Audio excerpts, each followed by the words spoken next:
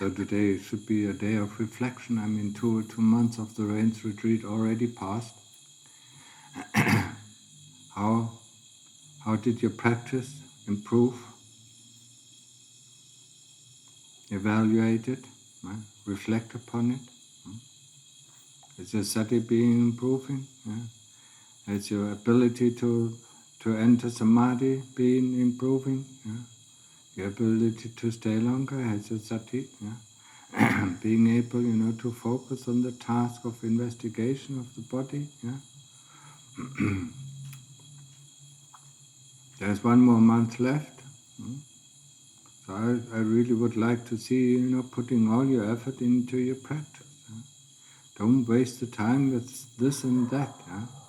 And keep the outside things that you think you must do at a minimum. Not running around. I mean, whenever I happen to come to the Namron place, I see one of the bhikkhus, at a not improper time. What is he doing there? It's not the time. I mean, after the meal, when you go. And go back to your kuti. That's the time where you practice until sleeping time. You have water at your kuti, so there's nothing that you need. You have toilets at your kuti, or in the vicinity of your kutis. There's no need to go to the Namron place. Looking for, because we are bored with our practice, so we're looking for some distraction. Doing this, doing that. I forgot this. I forgot that. That's not called practice. That is called, not facing with the difficulties of our practice. And one of the difficulties of our practice is boredom. Or it is restlessness. Or it is tiredness. These are the biggest problems that we face in our practice. We have to understand what is boredom. What is boredom?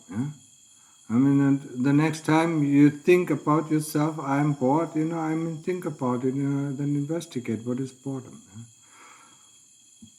Oh, see the restlessness, and then investigate what is restlessness. How does it feel? Just like you investigate pain. How does it feel like? It's a very disturbing feeling. But the moment we concentrate on it, it's gone. The same with boredom. Boredom is just a lack of interest. We are not any more interested in our Buddha.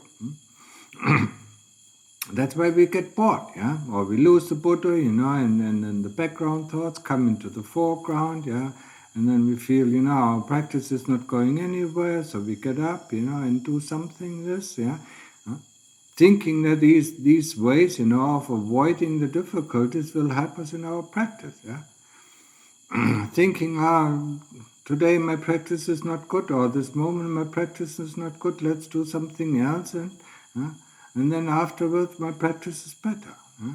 That's not called practice, that is following the kilesas to avoid the difficulties of the practice, because the difficulties are put up by the kilesas.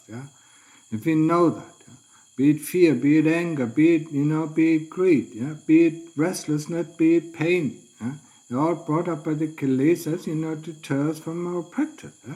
And the moment you get up from your seat, or you go back, or lie down, you're defeated by the kilesas. They brought up tiredness, or they brought up restlessness, or they brought up boredom, or whatever. It's not a way, when we are really practitioners, hardcore practitioners. We should face up with the difficulties and not give in to the difficulties all the time. Going here, looking there, doing this, doing that. That means we are not facing the difficulties. And if we are not facing the difficulties, we cannot learn.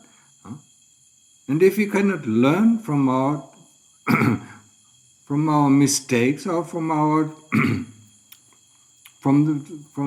from our hindrances, we can't progress. So we get stuck. We get stuck in our practice, And if we constantly use these, to deter our attention from the difficulties, we don't feel that dukkha. Yeah? But the moment we face these difficulties, we feel that dukkha. Yeah?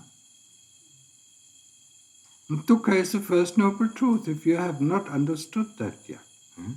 We have to face up to dukkha, not to find ways, to avoid dukkha. Yeah? That is the way of the world. That is not the way of a practitioner. A practitioner is always facing dukkha. Yeah? He wants to face dukkha. He wants to understand, dukkha. Where is it coming from? What is behind it? What came before the dukkha? Yeah? That's the way of a practitioner. Yeah? We like to sleep long, because if you don't sleep enough, our practice is very difficult. Yes, of course, it will be difficult for a few days, yeah? We seem to be tired, but it's a different kind of tiredness. Yeah? We can overcome that. Yeah? We can face that. But of course, we don't want to face it, and that's why our practice doesn't go, yeah? Doesn't get forward, doesn't progress. Yeah?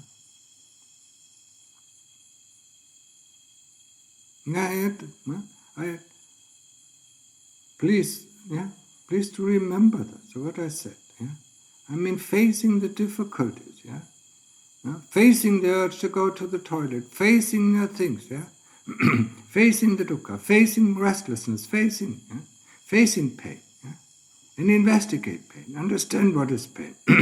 Understand what is dukkha. Understand what is restlessness. Understand what is boredom. Really look into, really get interested. What is it? Yeah? And then through understanding, we can overcome it. And then we have no problem. And our practice progresses smoothly. Yeah? But now we go back and forth. Yeah? The moment a difficulty, it seems to be a difficulty, comes on too strong, we just give in, yeah. And the more we give in, the less we progress, yeah. Then we make instead one step forward, we make 2 steps backward, yeah. And then we wonder why our sati has not increased, why our wisdom has not increased, because we have always avoided the opportunities where we can develop, wisdom. And the opportunities where we can develop the wisdom is at the times when the practice is really, really, really difficult, or when it's just difficult. And the more difficult it is, and the more we are trying, to observe what is actually going on, what is the difficulty? Yeah?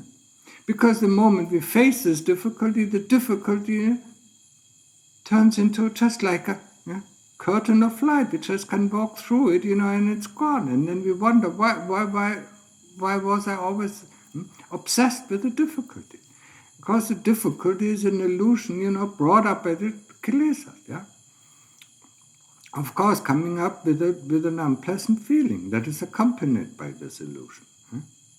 In the moment, we face it, it's gone. Just like many things are gone. So investigate pain, that is the sharpening stone for your wisdom. What is pain? Where is it coming from? Do you give up? Of course, we will never succeed the first time. And we won't succeed the second time or the third time when we investigate it. Maybe not the 4th time or the 10th time or the 100th time. But if we keep on, if we retreat, without giving up, and putting our attention, okay, next time I fight longer, we can surpass any kind of hindrances. And that is the way that a hardcore practitioner should practice, being able, now there's a difficulty, let's enjoy it, let's tackle it, Now we give in, it's so painful, let's do something else, and then in an hour it is gone, and then I can do it. And then I can practice again. But that is not practice. We avoided the things where we can sharpen our wisdom, we avoid the things, where we can learn something, And so our practice overall doesn't develop, Our sati doesn't develop, Our samadhi doesn't develop, Because we avoid the situations that are difficult,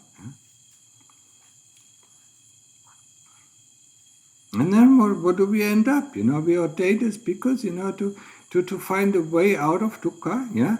But if we avoid the dukkha, how can we find the way out of dukkha if we don't really understand what is dukkha? Yeah? And it's not only the bodily dukkha that we should look at, it's also the mental dukkha. At the beginning I was talking about the mental dukkha, but we should not overlook the bodily dukkha. Yeah? When we are hungry, it's dukkha. When we are tired, it's dukkha. Yeah? When we are thirsty, it's dukkha. Yeah? When we sit too long or stand too long or walk too long, it's dukkha. Yeah? All these bodily problems. Yeah? When we sweat, it's dukkha. Yeah? When we eat too much, it's dukkha. Yeah? There's so much dukkha associated with the body. It's not really mental dukkha. Yeah? The mental dukkha we mostly face, in a practice, in our formal practice. Yeah? And formal practice is sitting in samadhi or walking thangkum or standing meditation. Yeah? That's our formal practice. And that's where we face most of the mental dukkha. Yeah? And sometimes, when we're sitting too long, of course it seems to be, bodily dukkha. Until we investigate it further and further and further, until we really dig into it, yeah? Until we really, find the cause of it. Yeah? But we have to be, we have to be somehow, in our practice, we have to be a scientist who is really interested in getting to the root of the problem. Yeah? But we are not, yeah? We are just happy when these problems, disappear in front of our eyes. Okay, that's gone, okay. Yeah? Now, where is this problem coming from? What is the root of the problem? Yeah? And if it is a feeling, how does this problem feel? Yeah? How does tiredness feel? How does restlessness feel? How does boredom feel? How does pain feel? Yeah? What's the feeling that is associated? Yeah? No, but we just look, meditation is just, for us, it's just a way, how to get, how to get rid of dukkha, not through understanding it, but, finding ways out how to avoid dukkha, yeah.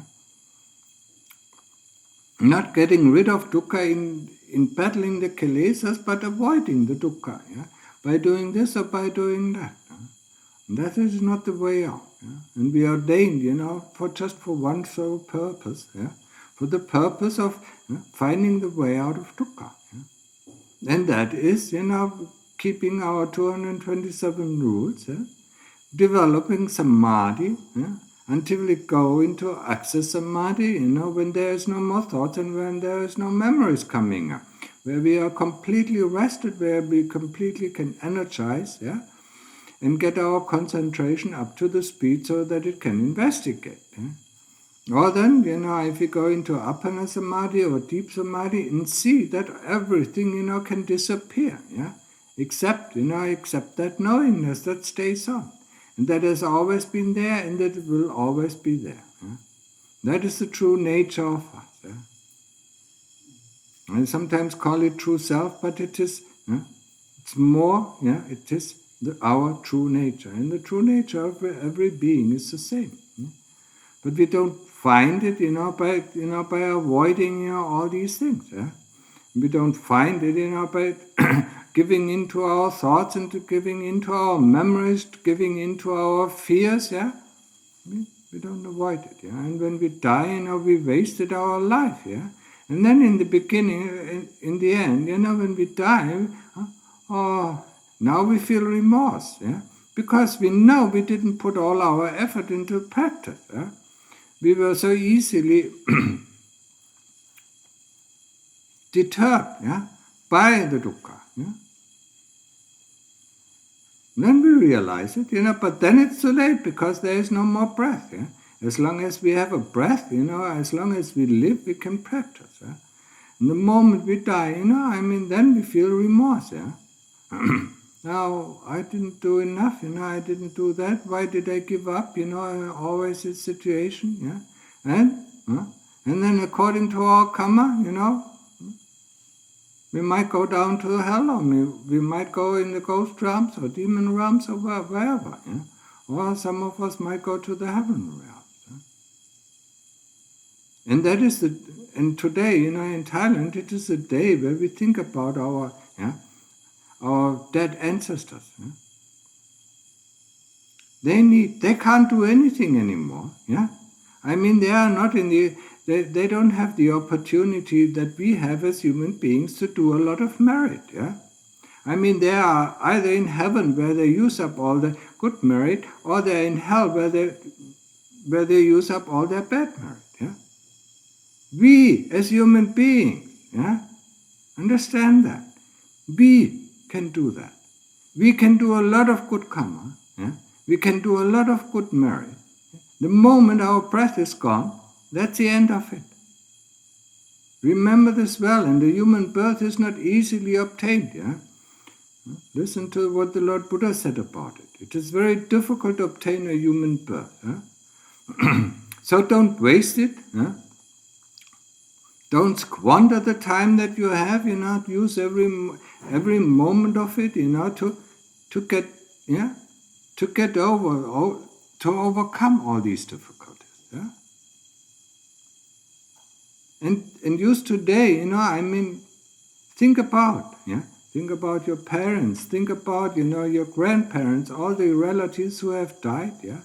And let them take a share in the merit of your practice, or in the merit of your good karma.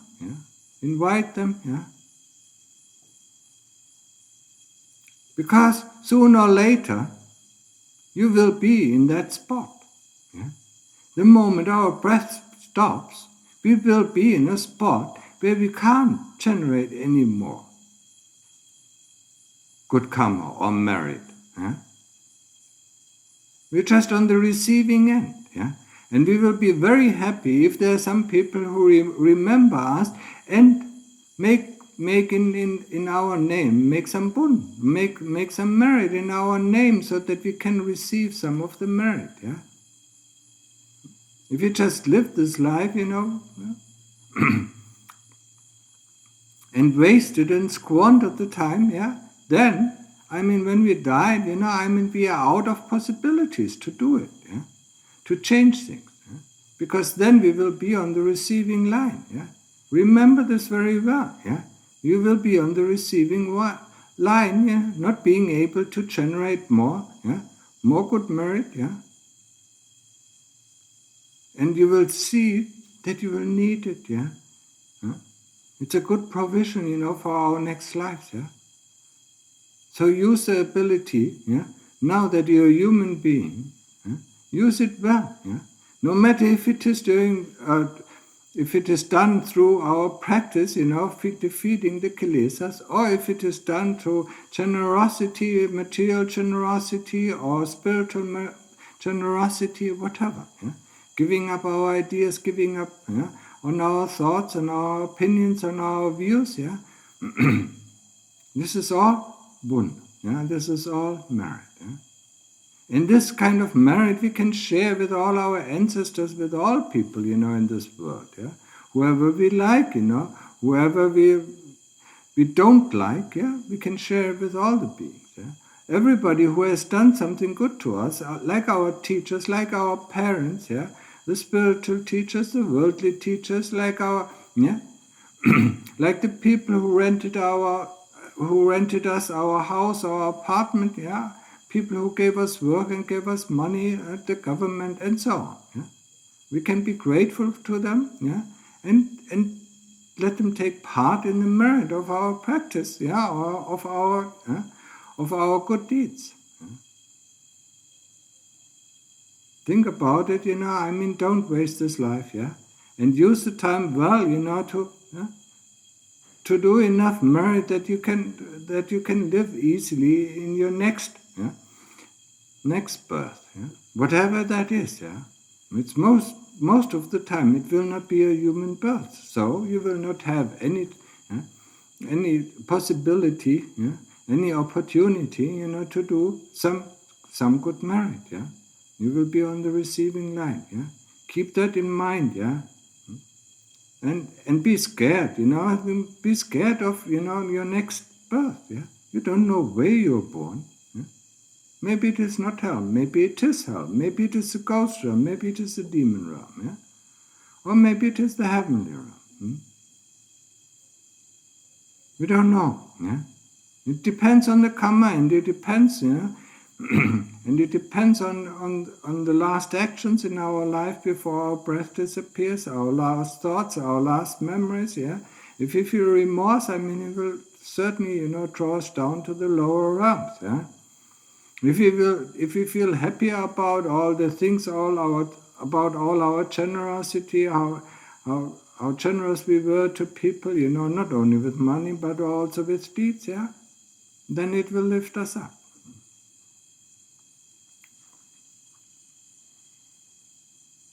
Okay, that's enough for today. Yeah. นะเข้าใจบ้างไหมฮะน้ำฮะฟังด้วยใจค่ะฟังในใจนั่นลึกนะเมื่อเป็นมนุษย์ก็มีโอกาสทำบุญนะเมื่อตายไปแล้วไม่มีโอกาสทำบุญนะมีแต่รับบุญหรือกรรมนะบาปเข้าใจไหมช่วงนี้ที่ยังเป็นมนุษย์อยู่นะมีโอกาสทำบุญได้นะหรือทำบาปได้นะเมื่อตายไปแล้วไม่มีโอกาสแล้วนะเนี่ยมันสำคัญนะคนทั่วไปก็ลืมไปนะเมื่อเป็นเทวดาก็รับบุญนะเมื่ออยู่ในนรกนะรับบาปนะเมื่อเป็นเปรตเป็นผีก็รับบาปแต่มนุษย์ก็สั่งบุญหรือสั่งบาปได้เข้าใจนะเหมือนกันนะไม่เห็นลบหน้า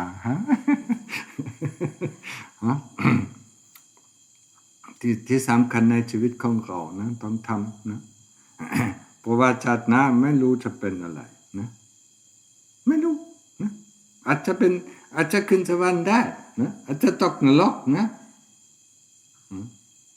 ก็เป็นเปรตเป็นผีนะในเมื่อเป็นเปรตเป็นผีก็เป็นเทวดาก็เป็นชาวนรกนะมันจะรับบุญก็รับบาปนะสั่งบุญสั่งบาปก็ไม่ส่วนมากก็ไม่มีโอกาสนะ